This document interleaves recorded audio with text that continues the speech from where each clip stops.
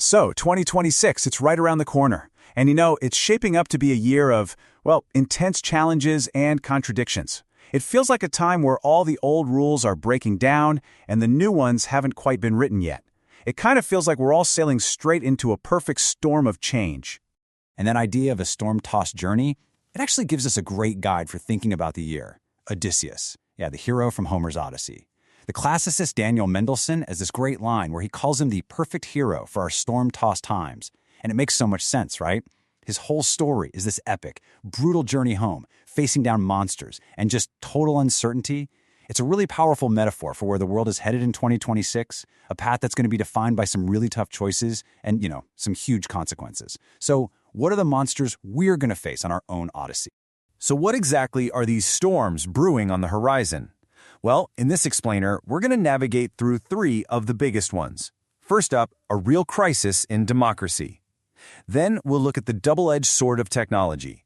And finally, we'll dive into a massive shift in the global economic order. All right, let's get into it. Okay, first up, the state of democracy. We're talking about these deep, partisan divides that are testing democratic systems to their absolute limits. You can see it all across the West. This battle is just raging between populist nationalism and the political establishment. And in 2026, it feels like it's hitting a real fever pitch. And you really don't have to look any further than the United States to see this in action. In July, the country is set to mark its 250th birthday, its semi-quincentennial.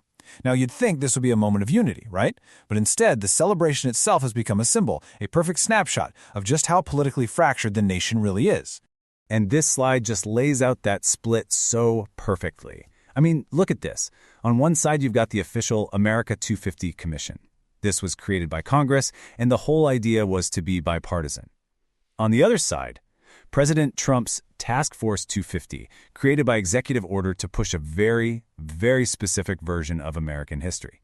You've got two commissions, two totally different stories for one birthday. It's pretty tough. And look, this isn't just about throwing a party. It goes way deeper. As George Orwell famously wrote, "Whoever controls the past controls the future." This is a high-stakes battle for America's national story. Each side is trying to shape the country's identity for generations to come. But this democratic stress test, it's definitely not just an American thing. If you look across Europe, a very similar battle is playing out. You have these populist parties challenging the political firewalls that have for a long time kept them from getting any real power. And this table here, it really shows you the key flashpoints. Take Germany, for instance. The AfD is polling so strongly in state elections that it could actually breach the Braunmauer. That's the firewall for the first time ever. Then you've got France, where all this government instability could easily trigger new elections, which might just hand Marine Le Pen's national rally the Prime Minister's office. And over in Britain, local elections are going to be the big test to see if Reform UK's strong polling numbers can finally turn into actual on-the-ground power. All right, the second major storm front we're facing is all about technology. 2026 is shaping up to be the year where the incredible, mind-blowing promise of innovation slams right into its potential for disruption and for danger. And right at the heart of this conflict, of course, is artificial intelligence. We've kind of moved past the, wow, look what this chatbot can do phase, and we're now in a full-blown investment mania. It's all built on the promise that AI is going to transform, well, pretty much everything. And the sheer scale of this bet is, well, it's just mind-boggling. One estimate projects that $7 trillion will be poured into AI by the end of the decade. $7 trillion. It's a financial boom that is completely banking on this technology succeeding. But here's the massive reality check. Right now, a staggering 95% of corporate AI pilot projects are failing to generate any financial return at all. There's this huge yawning gap between all the hype and the actual profitable use of AI by real businesses.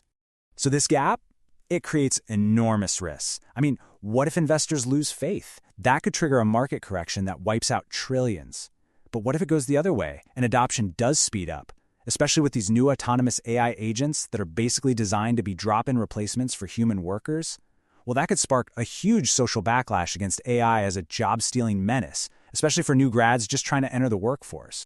And this tension between technology's promise and its peril, it isn't just happening down here on Earth. In 2026, the final frontier is quickly becoming the next battlefield as military competition in space heats up dramatically. We're basically watching a new arms race kick off, step by dangerous step. The U.S. is pushing for a Golden Dome missile shield. Russia is reportedly testing a space-based nuclear weapon designed to wipe out entire satellite networks. And at the same time, countries like Britain and France are openly developing their own offensive counter-space capabilities. I mean, decades of norms that kept space peaceful, they're just eroding right before our eyes. Okay, our third storm is economic. The tectonic plates of the global economy are shifting, and it's creating a whole new landscape with new winners, new losers, and a whole new set of rules. And this chart right here, it captures a truly historic moment. Sometime in early 2026, India's economy is projected to actually overtake Japan's, making it the fourth largest in the entire world.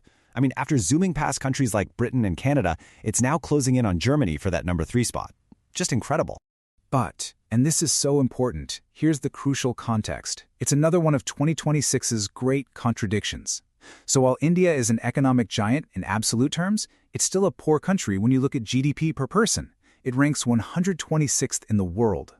All that wealth is shared among more than 11 times as many people as in Japan. So you have this paradox.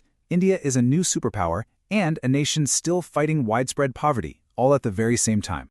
Meanwhile, the established economic powers, they're facing some serious headwinds of their own. The whole post-war trade order, which was led by the United States, is under immense pressure from a much more assertive China, which sees a huge opportunity in America's recent turn inward. And China has a very clear playbook for 2026.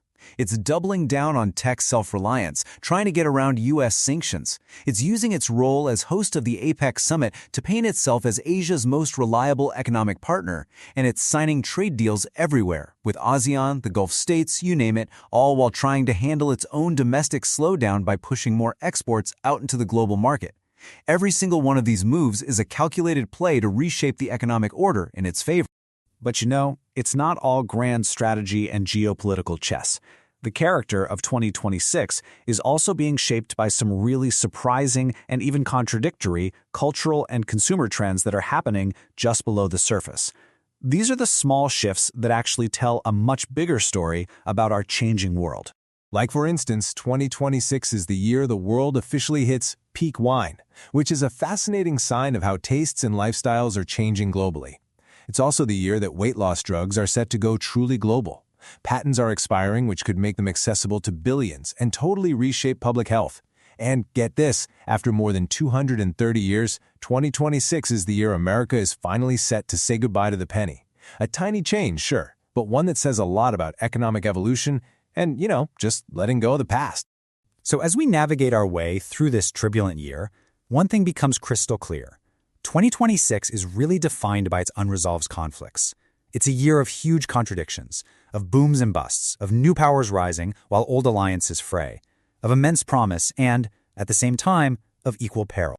And that brings us back, finally, to Odysseus. Just like him, our world finds itself on a storm-tossed sea, facing its own set of monsters and forks in the road. And the ultimate question for 2026, the one we're all left with, is this: which path will we choose?